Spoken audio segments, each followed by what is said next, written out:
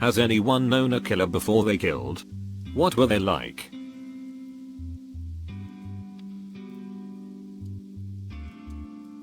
My family bought a house from a man who flipped houses for a living back when I was growing up. He was a nice man. Married with grown kids. He would often come over for dinner and help with minor repairs around the house. We moved away a few years later and he wanted to buy the house back. Luckily, it was a cash deal because soon after it all went through, he was arrested for child porn. When the cops raided his house, there was no sign of his wife. Upon looking into it, no one had seen or heard from her in months. Turns out, he had murdered her and buried her in their backyard. I sat next to that man at the dinner table as a child. Still haunts me. A few years ago I hired a father-son handyman team to help me get my house ready to put on the market. Among other things, my outside doorknobs were in bad shape so they installed new ones. The dad seemed pretty nice. Even did a little bit for free. On their third and last day at my house, he was pretty fired up about a big job they were starting the next day. 3 days later he killed his new clients because they were unhappy with his work. A neighbor saw what happened and ran into her house and hid. He kicked her door in and shot her too. I was terrified until he was caught. I graduated high school with Dr. Death. Chris Dunch. He was an asshole. He was charming with teachers and people who could benefit him. He was awful to everybody else. I didn't see it. But one or more awkward and vulnerable classmates said he bullied him relentlessly. And I believe it. He was easily irritated and if you got on his nerves he would really lose his cool. Remarkably mean. And people would just shrug their shoulders and say that's just how Chris is. My little sister dated a guy when she was in high school who ended up murdering a couple he owed money to for heroin. This dude beat them with a freaking baseball bat and hammer. He almost got the death sentence, but ended up with life in prison with no possibility of parole. He was a seemingly nice, polite teenager. I used to drive him and my sister around for various dates and things. He was quiet, but not oddly so. He just seemed like a normal teenage boy. Edit. Sorry. I just got some clarification on some details. The murder weapons were actually a microphone stand and a hammer. He is eligible for parole after 51 years. This happened in 2015. He was an asshole. I'm not surprised he killed somebody. He killed a 65-year-old man in a revenge drive-by shooting. He shooted the wrong house. The guy he intended to kill didn't even live in that neighborhood. My best friend's older brother killed her stepmom. Strangled her and burned the house down. He was just like any other teenage older brother. A bit rebellious but nothing out of the ordinary. He was kinda goth and liked heavy metal and had dark humor. He played GoldenEye with us and always let me use the see-through purple controller. He teased his little sister just like any brother would. One time he took us for a car ride and did donuts in a church parking lot while blasting a Big Shiny Tunes album. And it was really fun. Nothing ever indicated what he would do later in life.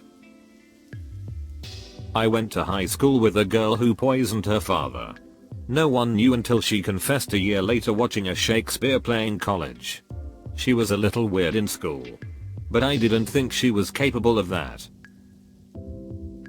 He was really nice and I had gone to K-12 with him. Never knew him to be the kind of person that would even get upset. Then I get a text a couple years ago asking, do you know about X? Him and his brother killed their parents. Edit. I'm out of the loop on this one. Younger brother was cleared. My sister was killed by her fiancé. He was, well, normal. Took good care of her during recovery from surgery. A bit weird. But nothing stands out. Weird as in opposite interest sunshine where my sister was outgoing. Never would have expected it from him. Until I had to clean out their place and found a bunch of guns and crapload of knives and poop. Yes. Was hired at the same time as him. Walked right next to him for several years. He was one of those stoner guys always bragging about the parties he went to. He was a little obnoxious in a bro sort of way, so I always skipped hanging out with him after work. After I left that job a little while later, he killed his ex-girlfriend while her 5-year was in the act watching TV. Took the kid on a road trip to Texas. And smothered her on Christmas morning and left her in a suitcase on the side of the road. I played basketball with a guy a few years ago in high school. Tried to find him on Facebook and turns out he was being tried for murder. Apparently he and some of his friends were looking for pot money, so they broke into this guy's house and somehow the guy ended up dead. Everyone in his group said he pulled the trigger, but he denied it. Maybe he did it, maybe he didn't, but I can say that he was a genuinely nice person when I knew him. Never would have expected him to kill someone, but I guess my mom was right about hanging out with the wrong crowd. Boy, a couple years my minor in high school. He was always the outcast in his classes.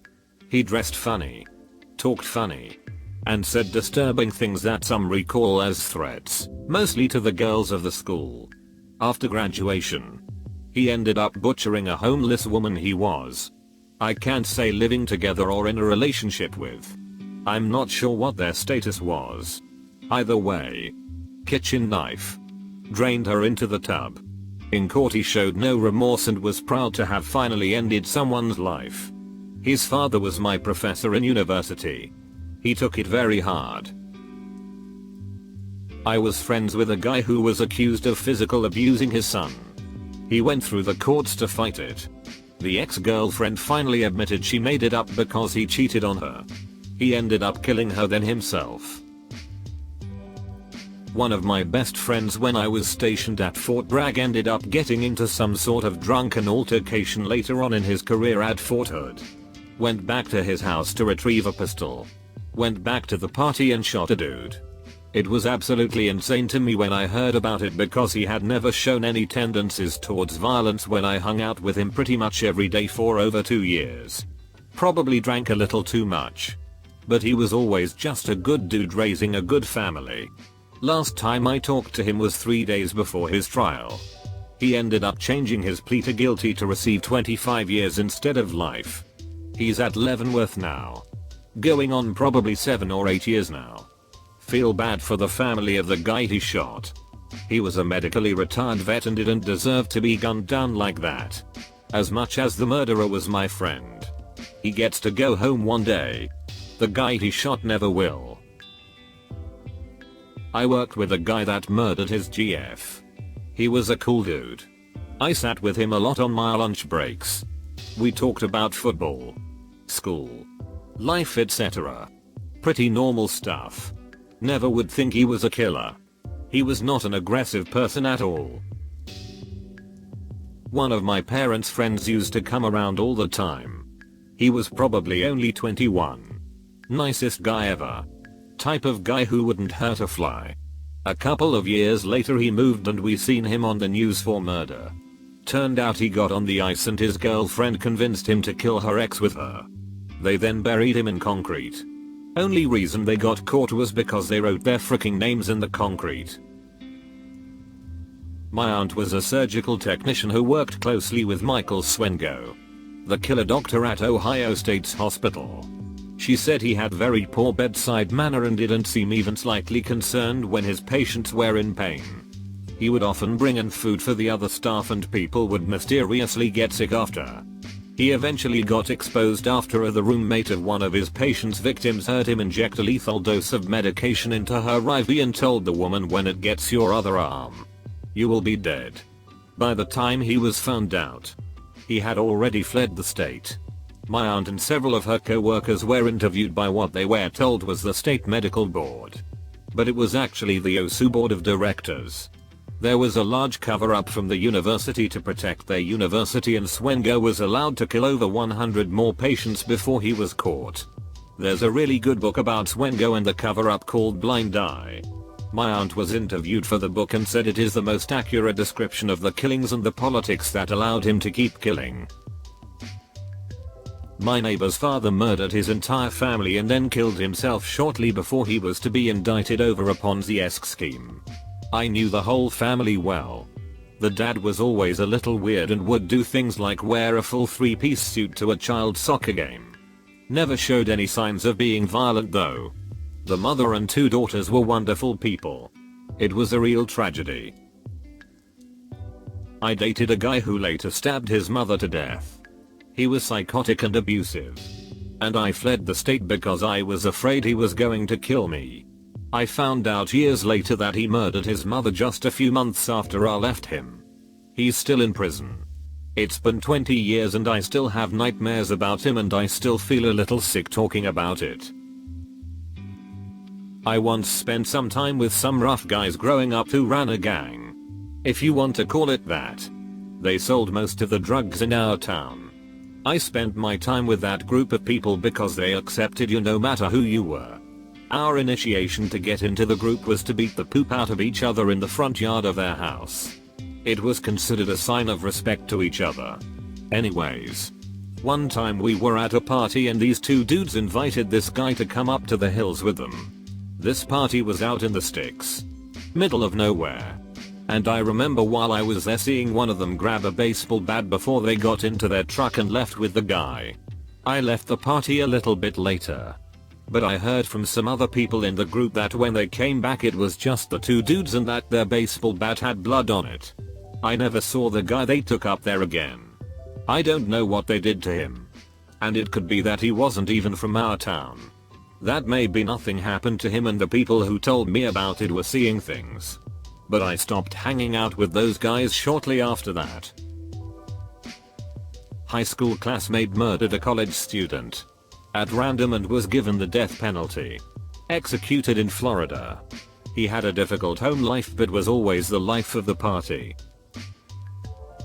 I used to play hacky sack at school with a kid that ended up meeting an older gentleman on Craigslist for gay sex. Met with him. Killed him and burnt his house down with his dead body inside. Seemed like an okay dude. No red flags to speak of really. My academic advisor murdered her husband this weekend. She always said she was single. She was really kind and amp. Totally didn't seem like the type. She cancelled our class yesterday and was arrested today. He was seemingly a really nice dude. He worked in our college dining hall. Always friendly. Polite. Kind to the students. And he made me smile or chuckle more than once. It turns out he stabbed a homeless woman over 24 times and was arrested for murder. I suppose some people can just snap or are really good at hiding true nature. Not sure which category he falls into. My manager at work was a pretty chill, nerdy guy. He was really nice to talk to and a fun boss. Then he smothered his infant son and it kind of messed me up for a while. This was a guy that I almost considered a friend. Everyone at work was shocked and didn't know how to handle or feel about it. Of course. We talked about it when there weren't any customers around. But most of it was the expected I can't believe, manager, did this talk. My childhood neighbor and Sunday school teacher, children's church classes, recently murdered his wife in cold blood. He is like 70 years old. He always gave me the creeps and I could never figure out why. Once when my brother was around 15. He was over at their house with our mom helping this man's wife do some renovations on their house. The guy showed up and went off on my brother as if he were trying to get with his wife. When my bro was forced to be there by our mom to help this older lady. Odd. Fast forward to now. My dad works at the jail he's at. My parents were divorced so my dad never knew him before. An elderly lady recently visited the killer in jail and had a health emergency while she was in the visiting cubicles. And my dad called the ambulance to help her or whatever. Later on this guy shakes my dad's hand and looks right into his eyes with a seemingly genuine thank you for saving this lady. My dad said he felt a chill run through his entire body and compared the guy's smile to the Cheshire Cat from Alice in Wonderland. Creepy. I used to live in a shared house with 3 other dudes. This one particular guy used to go to work every day. Come home, go to the club for a few beers. I left the house. Several years later a young lass was stabbed to death not far from where I was working. Police came in the next day and asked if anyone recognized the photo. Lo and behold, it was a dude I used to live with. I didn't know her well, but I attended a wedding with a member of the bridal party some years back. The maid of honor seemed like a cheery, funny person.